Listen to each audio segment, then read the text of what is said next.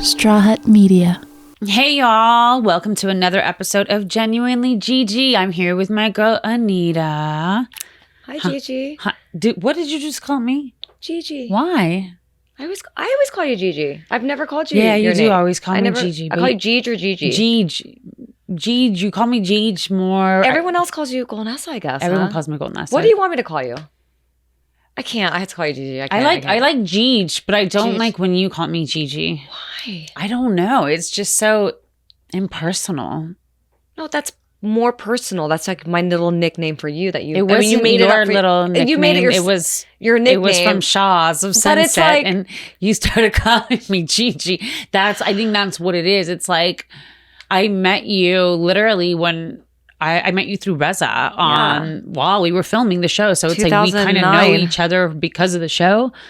So anyways. I don't know. Anyways, oh my God. OMGG. Can I OMGG? You can say OMGG. Look at her. I can say OMGG. I can say that. Okay, because I can't say Gigi anymore, so I have to say like no more. You can't call me Golnessa. Gigi.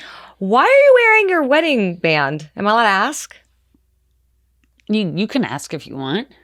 Did just something happen that I don't know about?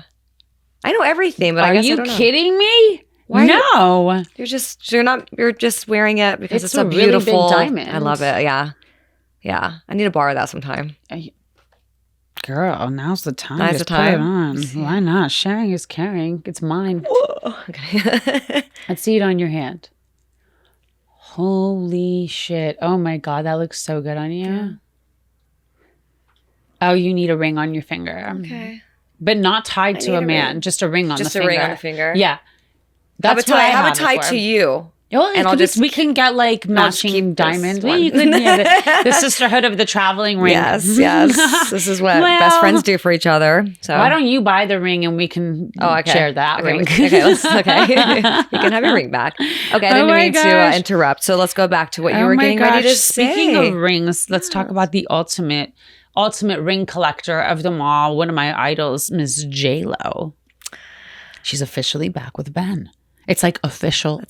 Like there's pictures of them in Miami kissing. It's like official. So before it was not official. Huh? First it wasn't official and now it's official. Well, I mean, I think it was like unofficial because they were just seen together. Okay. And they were holding hands, but it could be like misconstrued that it's like they're just two friends with supportive. That whole schmeal. Yeah. So I feel like it was not official, but now you're kissing, you're making out. It's legit. Wow, okay.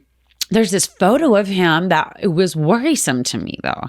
There's this photo of him. Okay, so they're in this house in Miami. Okay. There's a photo of her. She's off doing yoga, like in the courtyard or a different part of the place, and he's off to the other side smoking cigarettes, but like really like a smoker, like someone who's a smoker. And we know that Ben Affleck has a history with addiction and alcoholism and whatnot.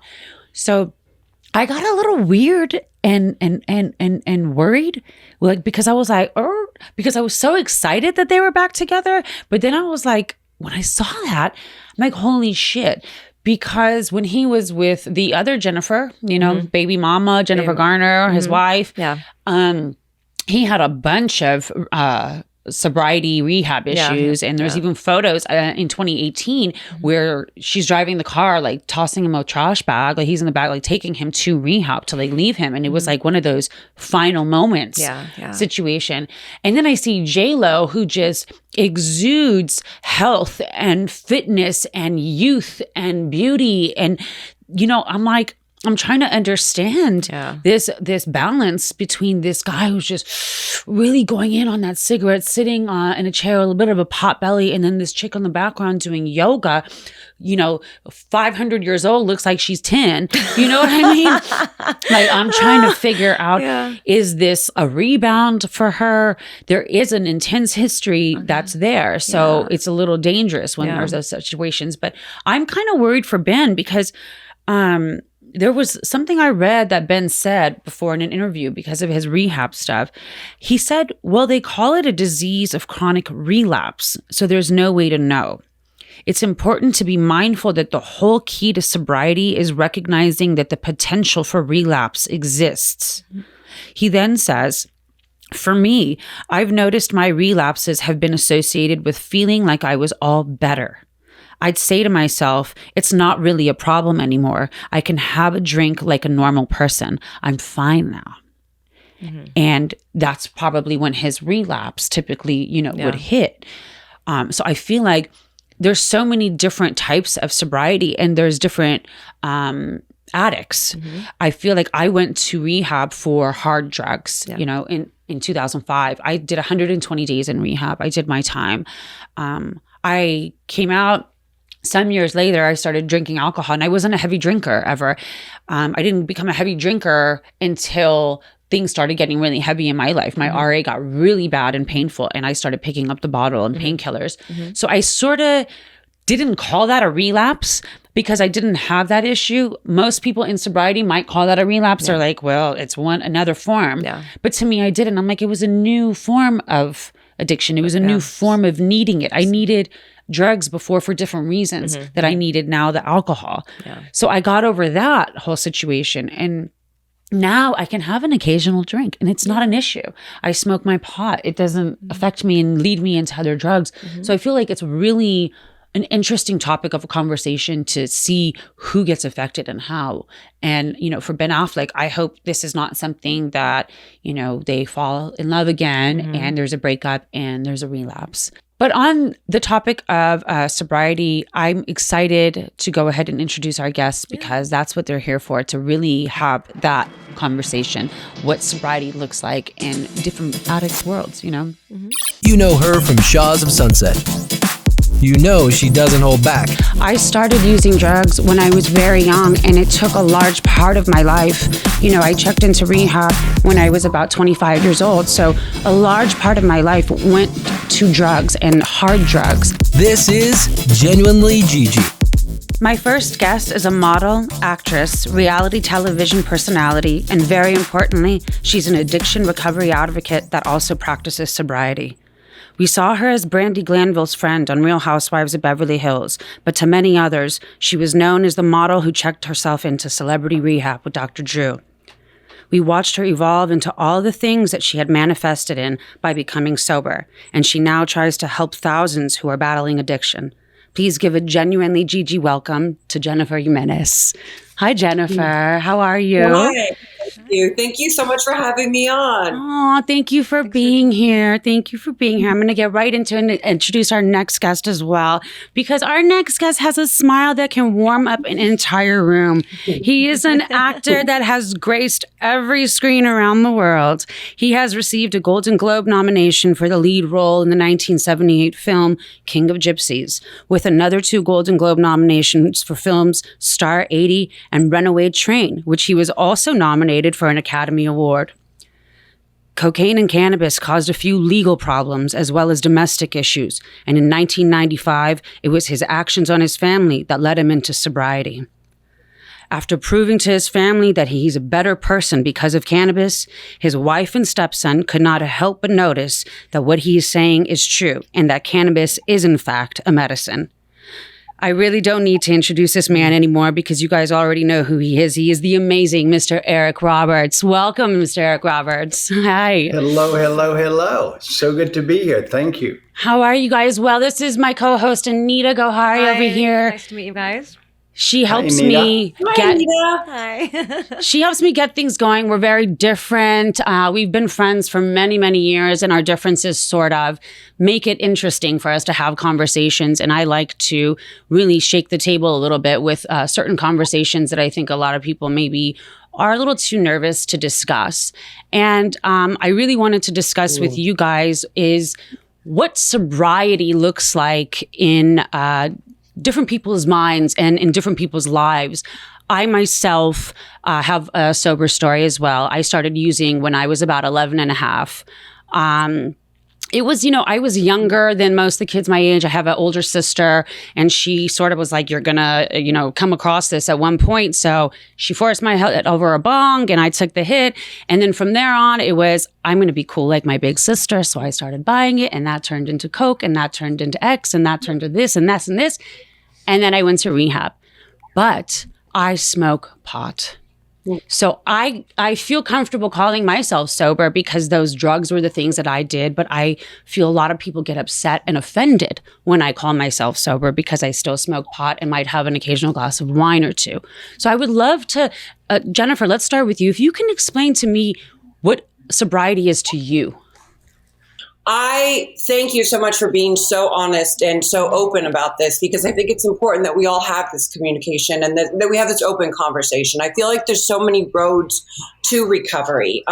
There's not just one path. I am abstinent, free, and I'm 15 plus years sober. However, congratulations. That's amazing. In this day and age, my husband and I are recovery advocates, and we speak and we educate people. And he had a documentary on A&E, and we talk all about recovery and substance abuse and mental health issues. And I feel that with so many people dying right now, what happens to the other 90% of people that are dropping dead because we can't say that they're on the road of recovery? There's 10% of people that will make it abstinence free, right? And then the other 90, what are we doing? We're not having this conversation. Saying, my husband and I were actually talking about this last week, right, openly on our show, and we were talking about what about the 90%?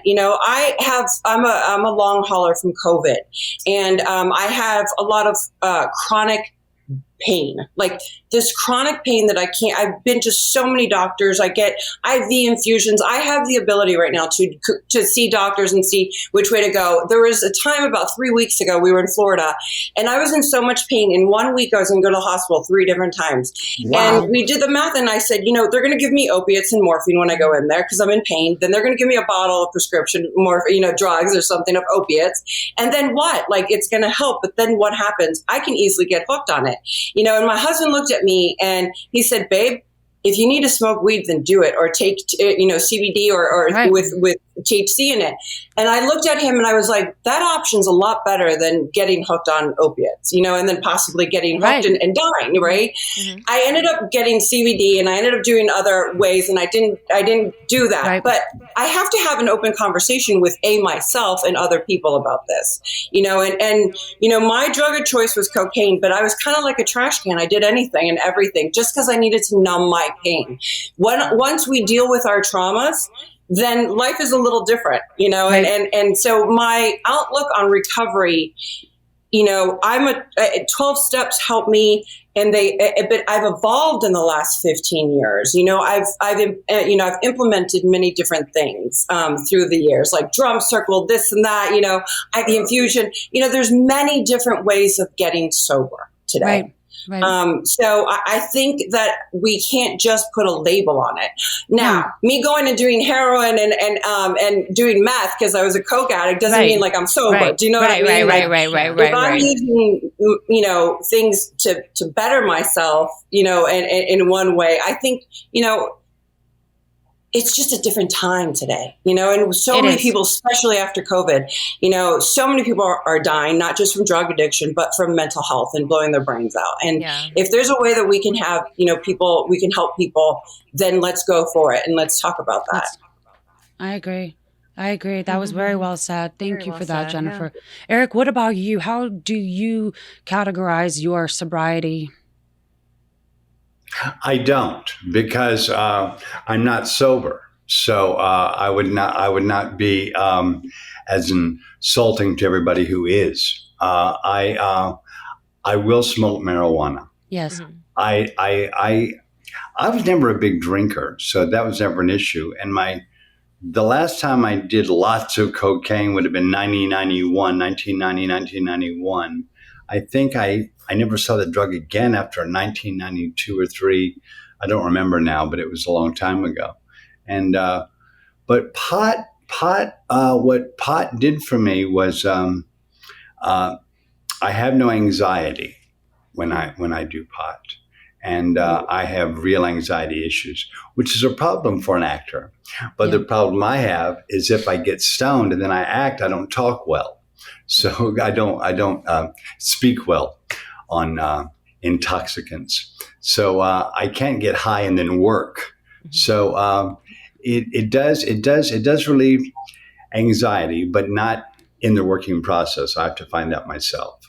But the personal self, it does do a lot for me in that neighborhood of no anxiety. And that, to me, is the issue anybody has with anything, really. And if we can just get rid of that, we can all be friendly. Yeah, I agree. I see it in so many different realms as well. I see what Jennifer is saying is a reality. I see what you're saying, Eric. And then there's my reality and then everyone else's reality. So you can't really put a label to it. It's designed so uniquely for each person.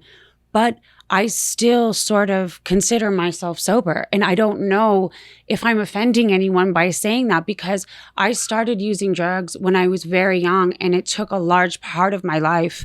You know, I checked into rehab when I was about 25 years old. So a large part of my life went to drugs and hard drugs. So for me to I feel I'm also sober, you know, because of all the things I did in my youth. That now in my adulthood, only smoking pot, I do feel sober. But you know, we would be yelled at to the nth degree at an AA meeting. Yes, all the time. Well, thank God we're not in a 12-step room, and they're not open right now, so that doesn't really matter in that sense. And I really want to say to you guys that I think that if you believe that you're sober, then you're sober. You know what I mean? Like, you're not shooting up right now. You're not like in a corner, like, you know, trying to numb your pain. Like, I really have had a different outlook recently because I've been all like, you know, you got to get, before I was, and I'll be the first to admit, sobriety is this way, right? But like that, because that's what the 12-step program taught me. But sobriety isn't that. My true experience, I started trying to get sober when I was 21 years old. Brandy, by the way, Glanville, put me in treatment with my mom. Like, she stuck by me. But, and then I'm 44. I'm not so, like, I didn't get sober at 20. You know, I didn't stay sober. So like, I didn't know, you know, once I got sober 15 plus years ago, it took me 7 years. In 7 years into my sobriety, I realized that I was sexually assaulted by my doctor because I had a blackout disassociation from that. Like, you know, my gynecologist, like, and I just recently been talking very publicly about that, you know, and talking about like being, you know, these things happen, they come to me through the years. Like, just recently I found something else out with all this Me Too and all these other things that are coming out. Like, more stuff is being revealed to me. How am I supposed to go out and be like abstinent free? I think God, I have a team. Now, I'm going to tell you, I'm very grateful and I'm very blessed. I have a team. I have doctors. I have people in the, you know, that I have mentors and all that. Not a lot of people have that opportunity or that ability of having that or feeling that safe in places where they can talk about this stuff. Like, I didn't know how to process this, you know. But again, I'm going to say for the people out there, there's some people that have the ability of getting that, but then there's not, you know, and like, medication is going to help me. Like, I would want to smoke weed, you know, like with the anxiety that I go through, like, I can only do enough meditation and breathing, you know, to last so much, you know. So I believe that, you know, if we're not doing things and we're not getting out of control with it, and like something like, you know, marijuana, for example, like, I don't find it to be a bad thing. But can I say one thing? Can we not call it marijuana because the government gave it that name just to affiliate it with Hispanics and whatnot? Let's just call it cannabis or weed or pot or whatever, because it's just a bad name for it. I think. Sorry.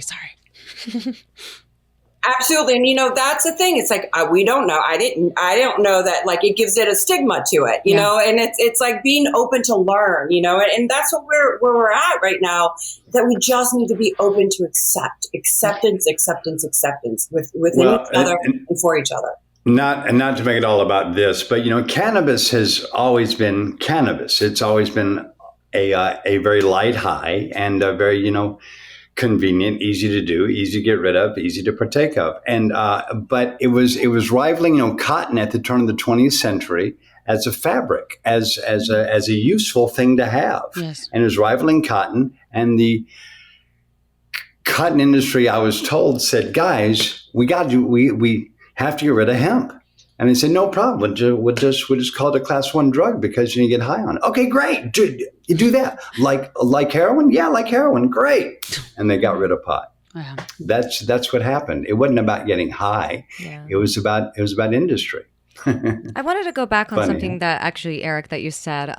So I agree with you. I have a lot of anxiety in my life, and Golnessa being like one of my best friends, she's trying to get me to smoke weed to calm me down and to, get this anxiety out of me.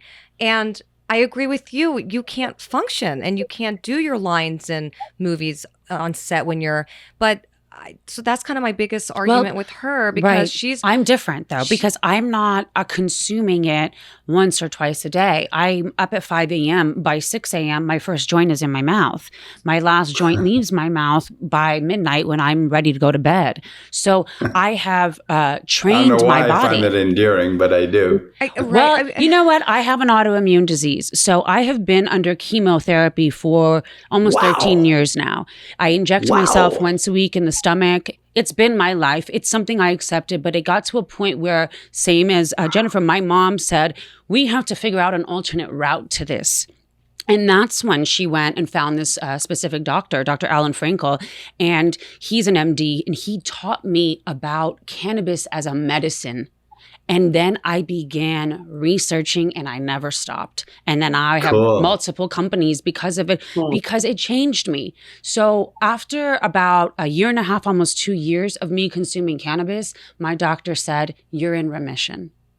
So yes, I use it and I use it aggressively, but it's giving me a natural healing that the constant throwing up 100 times a day, my eyelashes are falling out, my hair can't hold extensions because it's too weak, so it falls out. It's worth it to me. It's worth it. What a wonderful story. I loved hearing that. Oh, thank you. I'm flattered for coming from you. But yeah, so I Anita has been open about taking Prozac to help, and I'm very much against Prozac specifically. I'm not against Western medicine. I think it helps for people who need it, but I do believe that cannabis can help a lot of our other issues as well. And I've read quite a bit about you, Eric, as well, that, it has helped you with your anger issues. And I have a lot of anger issues myself, and she knows my life has transformed. Night and day. I didn't have an issue with anger issues. I had an issue with anxiety. And it really took care of that for me.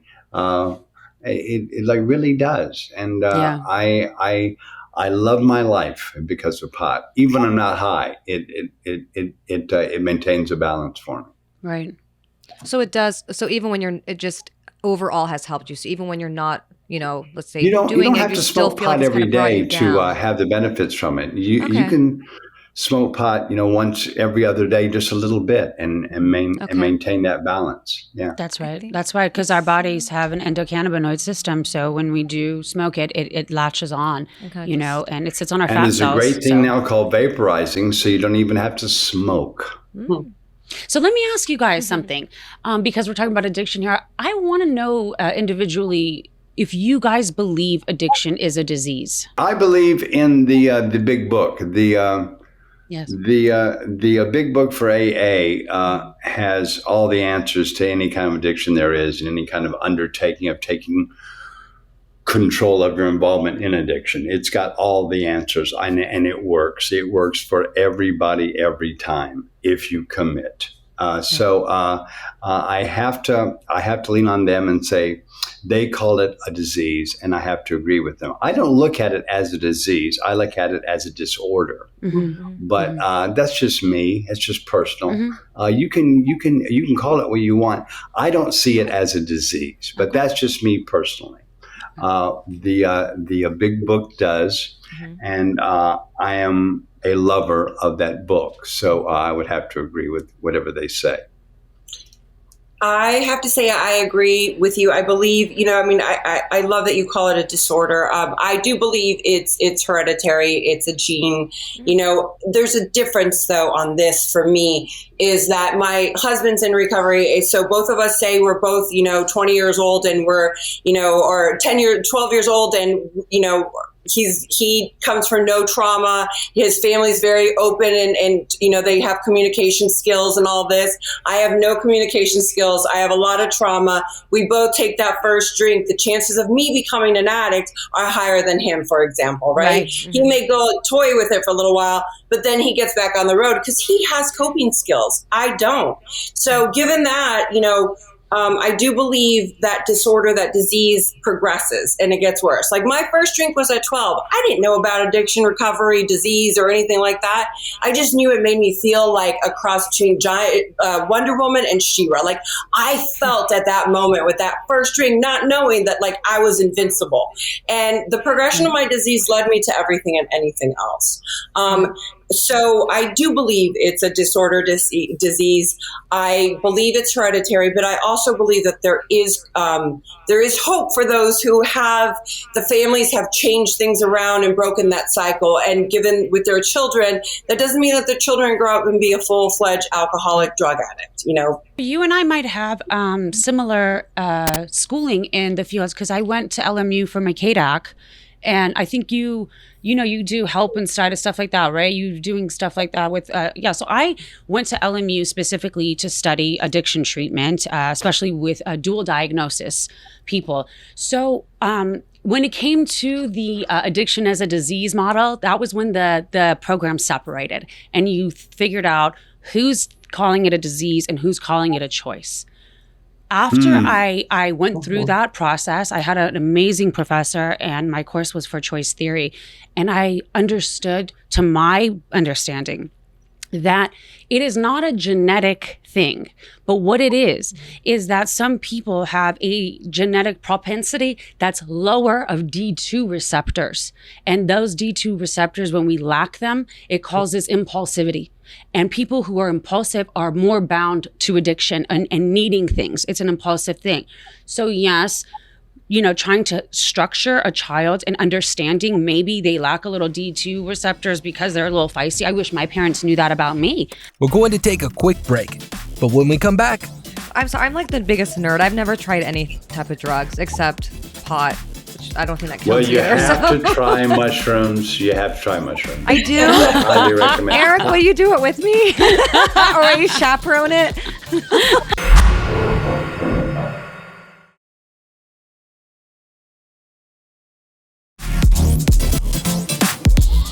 So, I think that once you do understand, it's about becoming parents. And I think I decided to wait. I'm close to 40. I'll be 40 in a couple months. And I decided to wait a while in order to have a child. And I went the unconventional route. I got a sperm donor because I was at a point in my life where I was ready for it. I got my shit together. I got my mind together. I was happy. I was healthy. I was good. And so it's up to me now as that parent to sort of understand if my child is lacking those D2 receptors that causes impulsivity or draws them towards an addiction or addictive personality, gambling, sex, all those things. So, it's my point of it is that it's a choice more than a disease. Choice and I think environmental too. Environmental, of course. Very important. Structure is a big deal. Mm-hmm. I think structure is so important in how we have that. But it's an interesting conversation to talk about sobriety and getting clean because right now, like you said, Jennifer, we're living in a new age. We're talking about people who are about to legalize MDMA. People are legalizing, mushrooms. Wait, really? I'm like, wait, what? What did I go to rehab for? Because that was a lot of money down the drain. If all these things are legal now. I haven't heard that. Really? They're going to legalize MDMA. Oh my God. I'm sorry. I'm like the biggest nerd. I've never tried any type of drugs except pot, which I don't think that counts. Well, you have to try mushrooms. You have to try mushrooms. I do? Highly recommend. Eric, will you do it with me? Or will you chaperone it? No, I haven't done mushrooms in like 30 years, but Okay. but it'll be a I walk down memory lane. highly recommend them from my memory of them. Oh my gosh. Yeah, okay. Interesting stuff. Well, it's really funny. When my husband and I'm going to go back to when my husband and I, we got really sick with COVID, and my girlfriend Brandy was like, she calls me and like, this is a girl who's been through the ringer with me, right? Like my ride or die. And she's like, listen, Jen, and I'm on death. Like we had the highest strain. We were like close to death for 8 weeks. It was brutal. Right. And, she calls me and she's like, this is a fucking freebie. Just fucking do it. Do whatever you need to do to get high, do whatever, drink, do whatever you need to get through this, right? And my husband and I were like, damn, we should just do mushrooms. Like just once before it's all said and done. If we're dying, let's fucking go out do mushrooms. But obviously we didn't do it, but God, come on. Ecstasy and mushrooms I miss. Cocaine, I miss the drips. It's kind of gross, super weird, but yeah. Alcohol, I don't know. I always say if I could, I would. I just can't, so I don't. It's easier said that way for me. It makes it simple for me. I think I got ripped off when I did mushrooms. I think someone actually just cooked some actual, those big fat mushrooms and just told me it was a portobello mushroom. Because nothing happened to me. And I used to just think I have a super high tolerance, but I was like, I just feel like normal, but buzzed. Maybe I'm buzzed, but I'm not. But I was like, I don't think I've ever done it if that's the case, because nothing happened to me. I don't know. If nothing happened, you haven't done them. Yeah. Is that it? Okay. So she got screwed. She got the some That's fake what stuff. it is. Yeah. Oh, it would be my first time I got screwed. Oh man. Eric, what led you?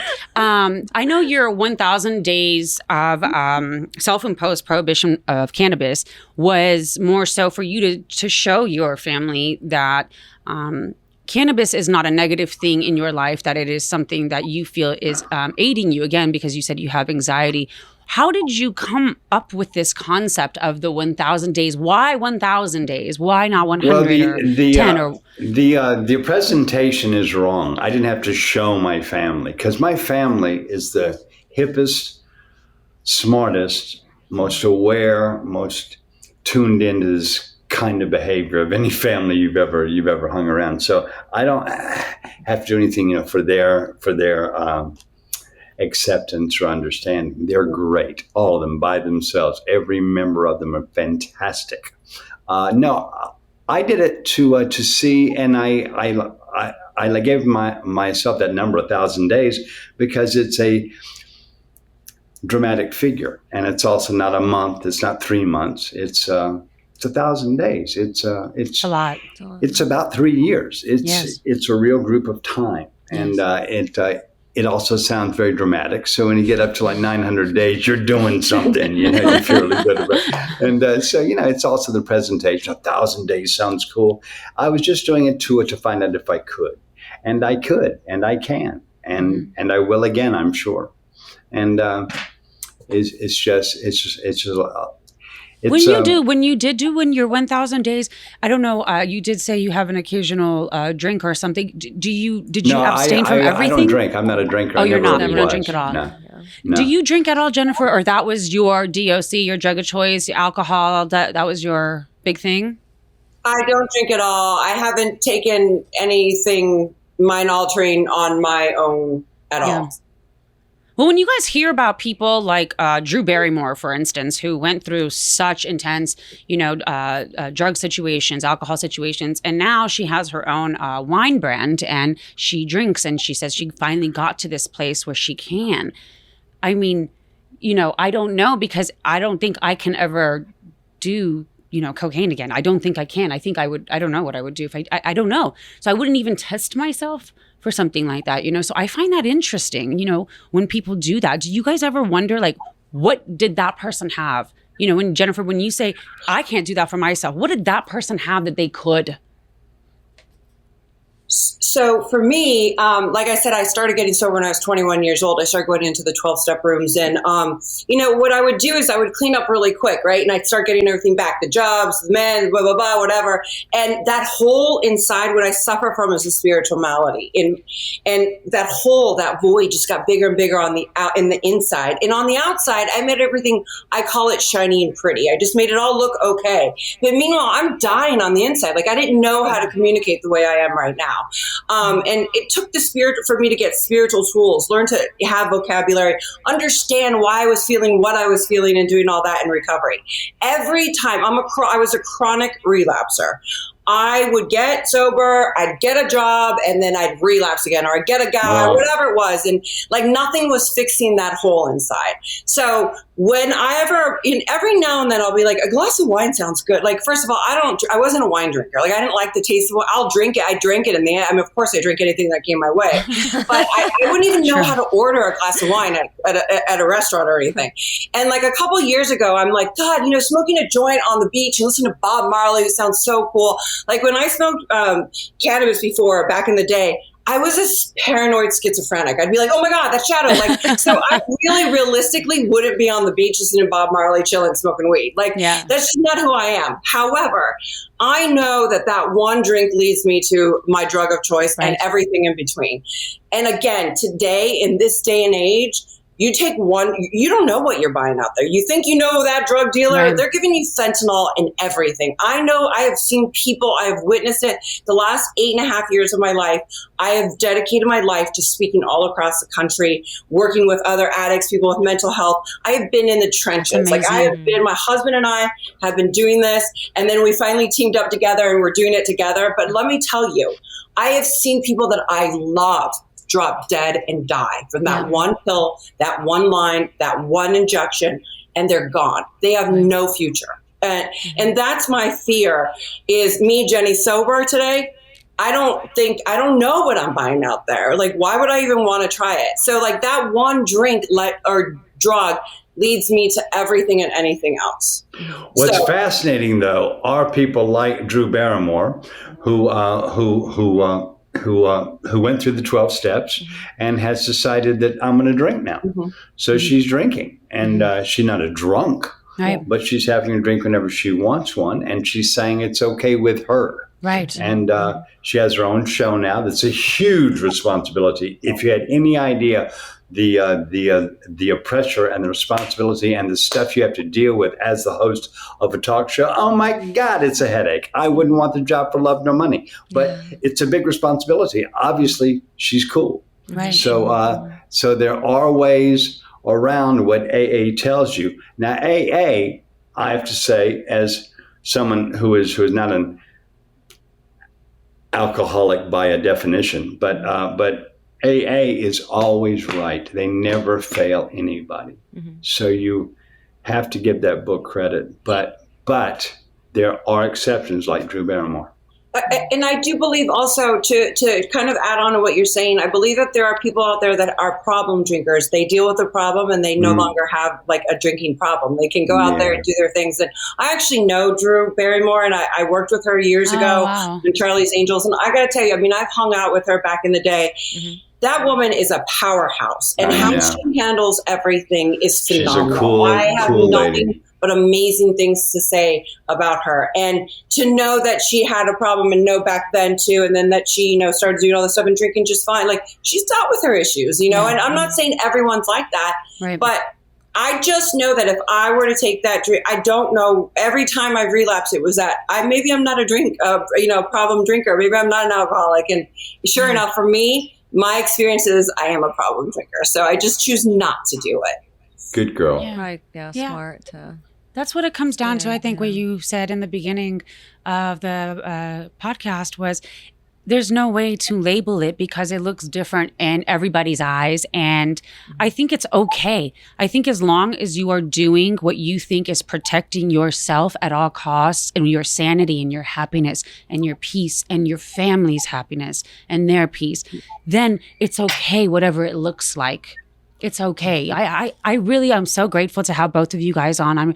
Thank you guys so much for being here. I would love to pick your brains about so many things for so long. So I hope that I run into you guys one day soon when we get to do that. But for now, thank you so much for being here on Genuinely GG. Thank you. Thank you guys. And we're gonna kind of lighten up the mood a little. And this is the fun part of the podcast. We'd like to play a little game with you guys, and it's called Forgive Me, I Have Sinned. And so just a fun question. I'm going to ask, it's one question for both of you guys. Okay, so I will start with, I guess this one, we'll go with Eric first. So what's the funniest thing you have ever seen or done on a movie set? Oh God, I have to think about that. Okay. I do a lot of practical jokes, so I'd have to think about that. What's the funniest thing I've ever seen or done on a movie set? Have you ever fallen like on accident and hurt yourself or? Many times. Oh but my gosh. I do that every day. Funny. I wish my wife were with me. She could remind me of. Let me see. Oh God, it's such a great question because there's about to be some great stuff That's I a can great give question. you guys. You go first. I'll think. Okay, go, Jennifer. Okay. What are the funniest things? So there's two. I guess it's all morphed into one. So I get Blow, the movie, and the irony of that. And I'm working with Johnny Depp, and my character in Blow has an affair with Johnny Depp's character, George Young. And we have to. It's my first day on the movie set, and on set, and we have to establish that I'm getting married. In the movie, I've already gotten engaged, but we have to establish that, we're doing coke. It's the 70s. Yes. All of a sudden, we're doing rehearsals. And Ted Demi says, and actually, so I think we're just walking through the thing. And all of a sudden, we're snorting like coke. It really wasn't. It was milk thistle. And Jordi Moya, my husband in Blow, throws me to Johnny, and Johnny starts making out with me, and like we're doing rehearsals, right? Like, and I'm just like, oh my God, but they're in character. So I'm like, oh my God, this and that, like, and I'm making out with both of them. It's like this crazy thing for 45 minutes. And I'm like, oh my God, and then they're like, and cut. Oh and my God! Stop, and it's shaking, like I'm shaking. Oh my God! And I did fake coke, and oh my God, and I can't stop shaking. And Johnny grabs me and Jordan, and they're like, let's go talk, honey. It's okay, whatever you want to do, how you want to run this show, like, the scene when we do it. And I'm like, I just made out with you guys. Like, this is crazy. Like, I'm oh my gosh. I made out with them. How old were you? Johnny Depp kept doing whoopee cushion things, like farts. So I'm doing this whole thing where I slap my husband, he slaps me back. It's this whole serious thing. And I just keep hearing farts, but I won't break character. And later on, I found out, like, everyone's laughing on set, and I stopped, like, because I was so into, like, being, like, serious as an actress. And I'm like, oh God, you really didn't. You got me. But Johnny was getting everybody. So it was fun. It was awesome set. He's so with a dreamy. fart bag that is so cheap. It's so dreamy. Oh my God, that's the best story. I would love to be in Johnny Depp's presence as well. Oh yeah. I thought of a funny story that happened to me about, I guess this is 5 or 8 years ago now, Liza, is that about right? Yeah. And I was doing a movie, I was in night shoots, and I get a message from a dear friend of mine, Christopher Walken, who said, I lost an actor, I need you on my set tonight. I'm looking at it, so I say, well, somebody get him on the phone. They get him on the phone. What's up, dude? He goes, dude, I had an actor playing St. Michael. Who was he playing, Eliza? Gabriel or something. He was playing Gabriel, I think, and he wanted me to play. He has a scene with St. Michael that's the climax of the movie, and he lost his actor. He had a horrible car accident or something really bad, and so he had to be replaced immediately. So he called me, but he had a monologue. So I said, well, I'm in night shoots. I'll be over there in the morning. Send me the script. He sends me the script. I read the whole script. It turns out it was the wrong script. Oh, so I get there having not read the script. So they give me all my words on a huge wall. Give me all my words on a huge wall. And I walk back and forth saying all my dialogue as I read my lines. Oh my God. That was my funny story. Thanks to Christopher Walken. God. Wow. Oh my God. How do you so professional to handle a situation like that? Wow. You just got to do what you got to do. Are you still friends with him? We love each other, yeah. Okay. Oh gosh. I wish I could talk in his voice, and I would have asked it in his voice, but okay. You guys know cool people. Man, they know cool people. Some cool people. I only know Christopher you. Walken, you got Johnny Depp, and she's stuck with me. She's stuck with her. She's stuck with me. Okay. Last question. Last question. What is the funniest or craziest request that you've had from a fan? What's the craziest request we've had from a fan? They both refer to their spouses. Yeah.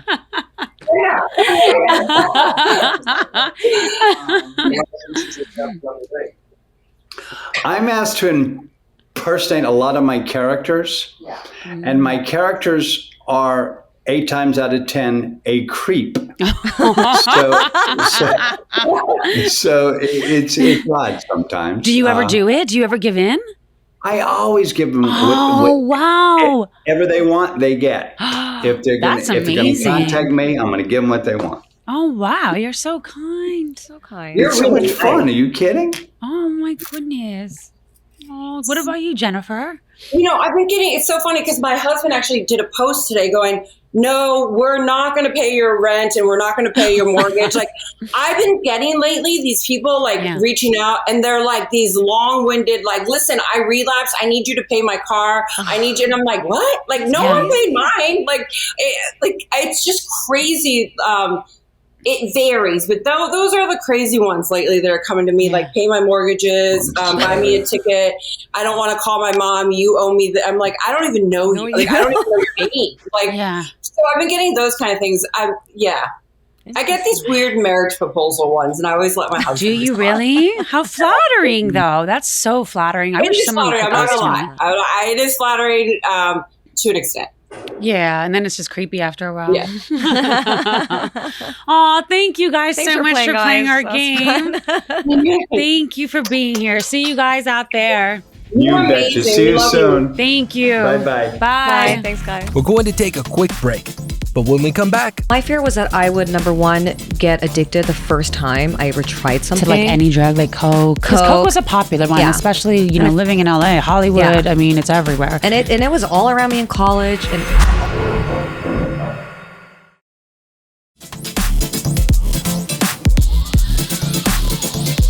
I really like them. I do too. Right? Yeah. What did you think of just they're two different worlds, two different people. They've collided in one similarity, going to celebrity rehab with Dr. Drew and going through that, sobriety story and rehab story.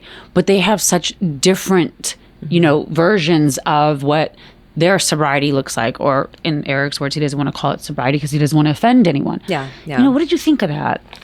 No, I do think it's interesting that you have someone that kind of relates more with you in a sense that he thinks that with his anxiety issues and that he can he's strong enough that he's not gonna have let's say he smokes weed and he gets back into that opening up doors to other drugs and getting him back to other things. He's strong and he doesn't feel that he's not doing his sobriety because he's smoking. Right. And it relaxes him and it helps him with that. But then with her, I think that she lives in a little bit more fear. Right. Fear of, again, for a lot of reasons. I mean, I haven't experimented with drugs really because of fear. Right. And I think she does because of fear of like, what happens if she gets hooked again? Or the fear of like, let's say she did smoke a little bit of pot when she was in the pain and going through all that. Would that pull and open up the doors for alcoholism and then going back to cocaine and this and that? So it's interesting. It really does.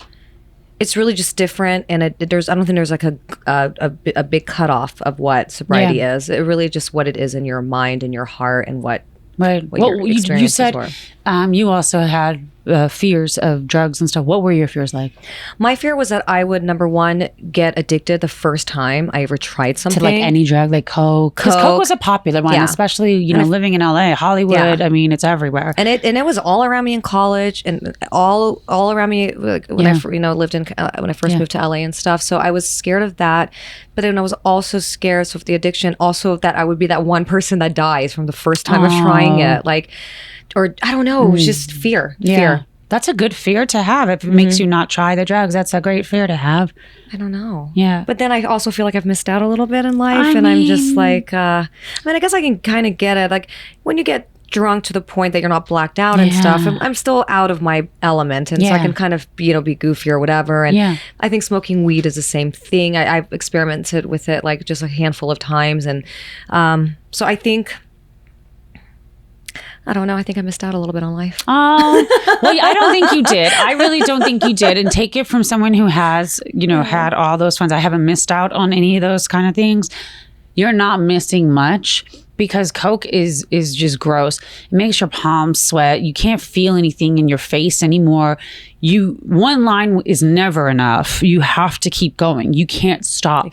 So it's like you're chasing something that doesn't exist that you felt one time. One time. That's what I hear. And then you just want that. That's Coke. That's Coke. That's Coke. Then when you go to like the hallucinogens, like Molly or seeing things, like, oh, did you experience cool things? And do you ever... Yeah. Do you wish like sometimes that you could maybe like experience that again, or was it just like? No, I mean, no, I think I enjoy like sober memories so much better because I don't have an excuse of something else there to have caused me to have a good time or not have a good time. You know what I mean? Yeah. I think for me, ecstasy turned into a whole different situation. When you say like this Molly situation, Molly didn't exist back in my day. It was just like those little pills, and I guess they called it Molly. Is that what they call it? No, I think it was acid our days. No, acid. I've tried acid was tabs. our age. I've done a couple tabs of acid before just to kind of see what the hype was about. But no, but like I used to snort ecstasy. I would crush up a pill and I would snort it, and half of the pill was like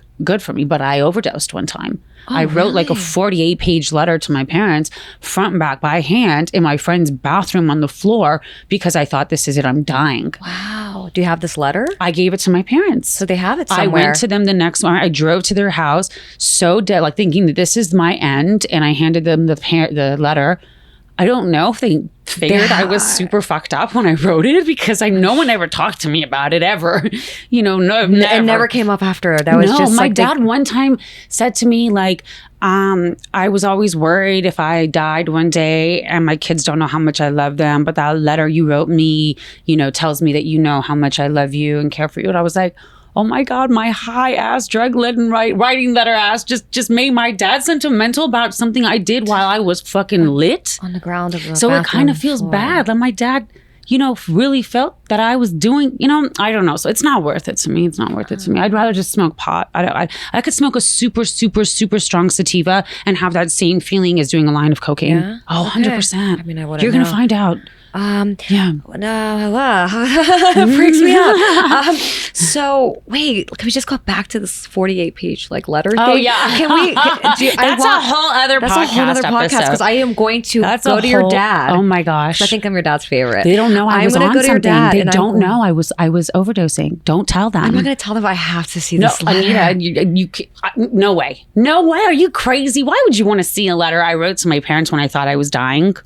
Why not? You're so weird. You're like the Cold Case Files channel that you just want to know how the guts were torn out. Yeah, I wanted to be an FBI special agent. For not ever doing drugs, I figured there was a reason for that, and I tried out to be an FBI special agent. So that's a whole nother podcast too. You want to be a special agent? I want to go into your files of these 48 pages and bring out what... No, it's not worth it. It's not worth FBI it. I wish I had a few of those paper pages right now to put in my pants, because I have literally sweat through my sweats, and I can see your vagina juice.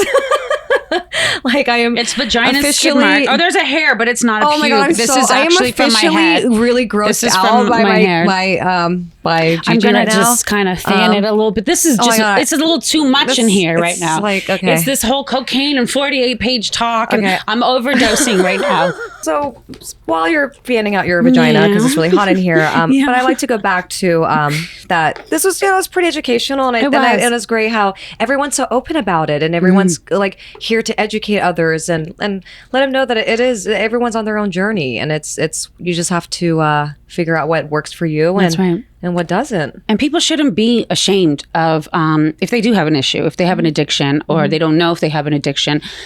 We are so blessed these days to have the internet that you could just go onto your phone, on your computer, and you can just Google anything and get your answers. And you can Google anything and find places to get help, because drugs are very serious. And like Jennifer was saying, the more we talk about these things and put it out there, the realities, the better we all are, and the better our kids will be in the future. So it was a great conversation. I'm glad we had it. Yeah, me too. All right, y'all. Thank you for listening. Thank you. If you liked our show, please subscribe to our show. We love you guys. We're doing this because we love it.